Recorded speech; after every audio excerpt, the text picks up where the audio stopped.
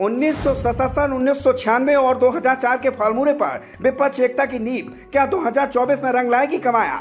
राज घूम रहे CM Nitish BJP को मात देने की बेकरारी, क्या पीएम बनने का सपना होगा पूरा? मोदी शाह की जोड़ी से पार पाना आसान नहीं, क्या वाजपेयी आडवाणी के साथ खेला गया खेल फिर खेल पाएगी कांग्रेस?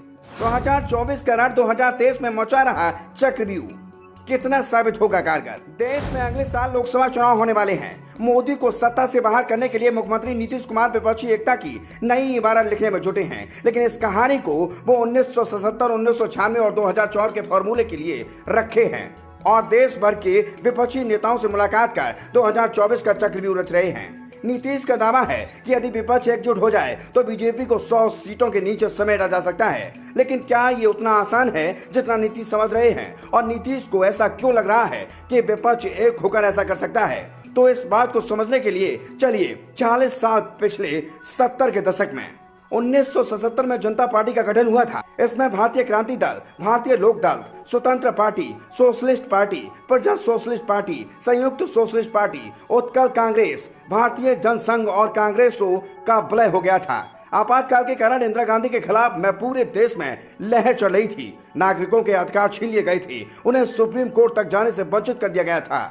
आपातकाल के दौरान प्रेस पर भी सेंसरशिप लग गई थी। नेता, कवि, समाज सेवी सभी को जेल में डाल दिया गया था। अटल, आडवाणी, जेपी और मोरारजी देसाई जैसे विपक्षी नेताओं को जेल में डालने से जनता खपा थी।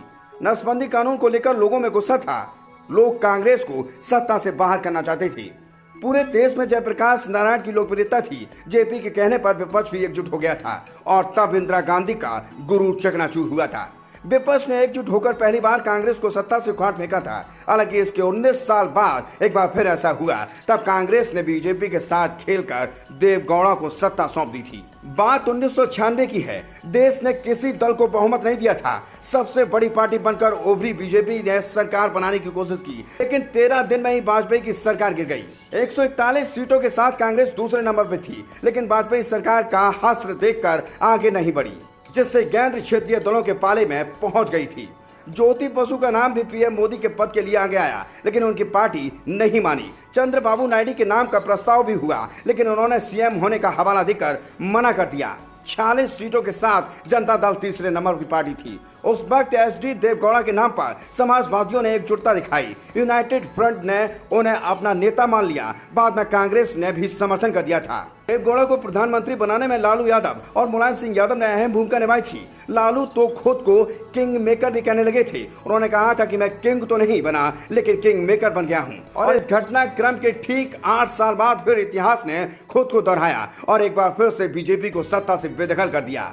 बात साल 2004 की है। कांग्रेस की ओर से यूपीए का गठन किया गया था। इसमें गैर बीजेपी दलों को जोड़ा गया। क्षेत्रीय पार्टी का एक मजबूत गठबंधन तैयार हुआ था।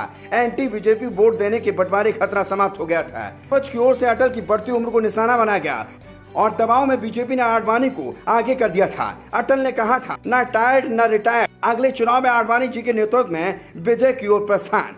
पार्टी ने अटल के नेतृत्व में ही चुनाव लड़ा, लेकिन पहले ही गलत संदेश जा चुका था, जिससे धर्मनिरपेक्ष सोच वाले लोगों का वोट नहीं मिल सका। बीजेपी नेता अपनी सरकार के काम को जनता के सामने सही से पेश नहीं कर पाए थे। यूपीए के सामने बीजेपी का साइनिंग इंडिया और फील गुड का नारा फेल हो गया था और अब फिर एक बार इतिहास दोहराया जा रहा है। 2024 में बीजेपी के खिलाफ फिर पुरानी कोशिशें हो रही हैं। नीतीश के नेतृत्व में कोशिश की जा रही है। 1977 की तरह पूरा विपक्ष एक छतरी के नीचे खड़ा होगा। बीजेपी के खिलाफ क्षेत्रीय दलों को एकजुट किया जाए। मोदी के खिलाफ पूरे देश में माहौल बनाया जाए। बीजेपी को 100 से भी कम सीटों पर समेटने की कोशिश। 1996 की तरह बाद में पीएम कैंडिडेट तैयार होगा, लेकिन क्या इस बार विपक्ष के लिए ये इतना आसान रहने वाला है? तो जवाब है हरगिज नहीं, क्योंकि आपकी बार विपक्ष के सामने मोदी का जादुई चेहरा है और शाह की चाणक्य नीति। जनता के बीच इन दोनों लोकप्रिय नेताओं का विपक्ष के सामने कोई तोड़ नहीं, लिहाजा नीतीश का सपना सपना ही रहने वाला है। Bureau report, India positive.